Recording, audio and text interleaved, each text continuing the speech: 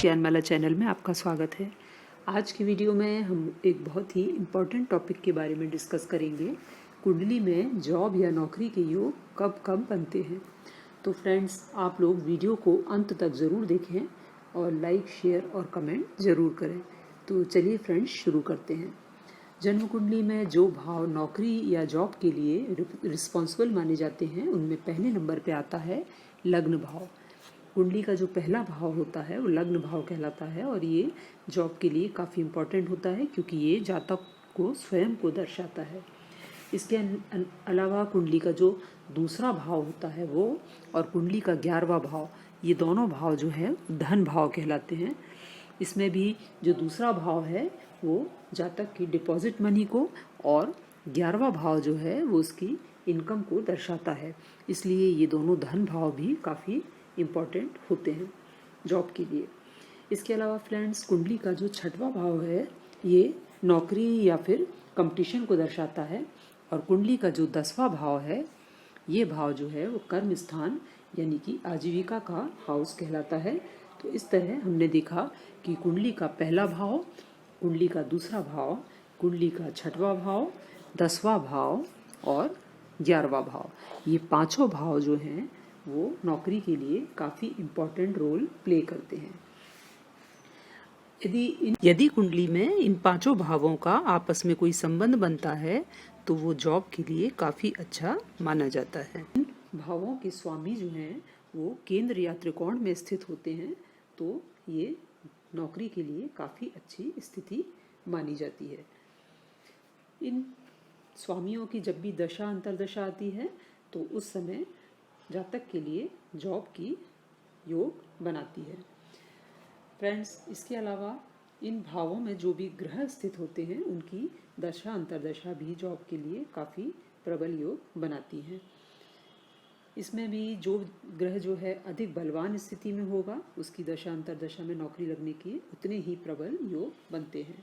इसी तरह फ्रेंड्स, यदि राहु और केतु इन भावों में संबंध रखते हों, इन भावों से, जैसे कि राहु यहाँ पर हमने देख रहे हैं कि ये 11वें भाव में यहाँ पर राहु स्थित है, तो जब राहु की दशा अंतर्दशा आएगी तब भी नौकरी के योग बनेंगे। इसके अलावा फ्रेंड्स, नौकरी के लिए गोचर को भी देखा जाता है।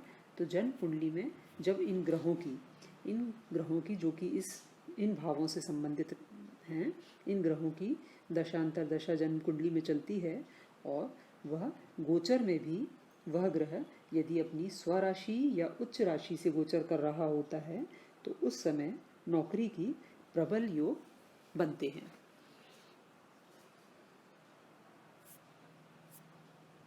जैसा कि फ्रेंड्स यहाँ पर हम देख रहे हैं कि ये मीन लग्न की कुंडली है और इसमें लग्नेश जो हैं वो बृहस्पति हैं।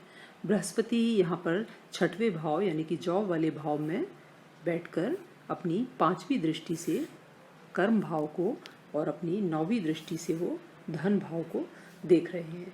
तो इस तरह यहाँ पर लग्नेश बृहस्पति का अपने 6वें भाव में बैठकर कर्म भाव को देखना और धन भाव को देखना नौकरी या जॉब के लिए काफ़ी अच्छी स्थितियाँ बना रहा है। इसी तरह फ्रेंड्स, यहाँ पर हम देख रहे हैं कि दूसरे भाव के स्वामी यहाँ पर मंगल बन रहे हैं और मंगल ही यहाँ पर 9वें भाव के भी स्वामी बन रहे हैं, जो कि यहाँ पर 10वें भाव में स्थित हैं।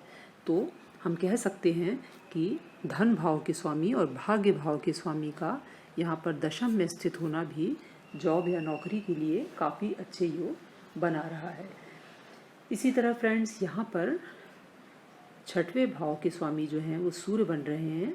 तो 6वां भाव चूँकि जॉब के लिए काफ़ी इम्पोर्टेंट होता है, तो सूर्य का यहाँ पर 12वें भाव में बैठकर अपने ही भाव को पूर्ण दृष्टि से देखना यहाँ पर जॉब के लिए ये भी काफ़ी अच्छा सहयोग माना जा रहा है। तो इस तरह हम देखते हैं यहाँ पर कुंडली में जो है वो 11वें भाव के स्वामी शनि बनते हैं, जो कि इनकम का भाव कहलाता है और शनि हमने देखा यहाँ पर लग्न में ही स्थित हैं। तो ये भी एक काफ़ी अच्छी स्थिति यहाँ जॉब के लिए बन रही है। तो हम कह सकते हैं कि इस जातक की जॉब जो है वो बृहस्पति, मंगल, सूर्य और इसके अलावा शनि, इनकी दशांतर दशा में लगने की काफ़ी संभावनाएं होंगी। अब इनमें से भी फ्रेंड्स जो ग्रह ज़्यादा मजबूत होगा, यानी कि जिसकी भी डिग्री ज़्यादा होगी, ज़्यादा मजबूत स्थिति वाला ग्रह जो होगा उसकी दशांतर दशा में जॉब के काफ़ी स्ट्रॉन्ग योग बनेंगे। और इसके अलावा हमें गोचर की स्थिति को भी देखना चाहिए और इन सभी बातों का हमें ध्यान में रखते हुए ही प्रिडिक्शन करना चाहिए, तभी हम किसी भी पूर्ण नतीजे पे पहुंच सकते हैं। तो फ्रेंड्स, ये तो थी कुछ जानकारी कुंडली में नौकरी के योगों से संबंधित। वीडियो को लाइक, शेयर और कमेंट ज़रूर करें, और अगर आप भी अपनी पसंद के किसी टॉपिक पर वीडियो बनवाना चाहते हैं तो नीचे कमेंट बॉक्स में लिखकर ज़रूर बताएं। मेरी पूरी कोशिश रहेगी कि आने वाले समय में मैं आपके टॉपिक को भी कवर कर सकूं। फ्रेंड्स, चैनल को ज्योतिष, हस्तरेखा और वास्तु से संबंधित जानकारियों के लिए सब्सक्राइब ज़रूर करें। मिलते हैं अपने अगले वीडियो में कुछ अन्य महत्वपूर्ण जानकारियों के साथ। Thank you so much.